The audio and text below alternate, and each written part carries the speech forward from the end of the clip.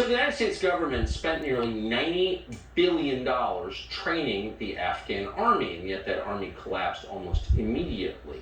How did that happen? Well, a 2009 report from The Guardian suggests one possible contributing factor. Many Afghan soldiers were high on the job.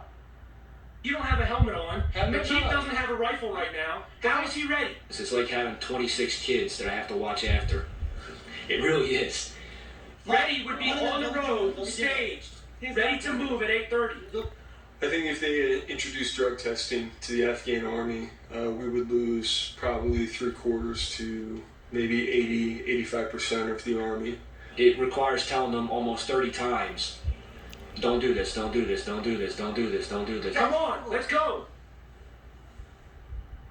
So that video is deeply offensive to people in Washington who have to cover up the waste that they have perpetrated in our name over 20 years, but it's real. American soldiers in many cases had to teach Afghan recruits how to read and write and operate basic equipment. According to NBC News, 90% of those who enlisted were illiterate.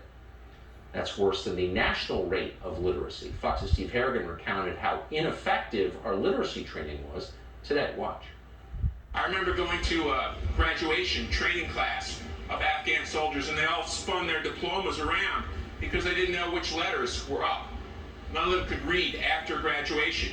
Anyone who's been around Afghan national government soldiers know that you have to do a mission before payday, because when payday comes, they all disappear.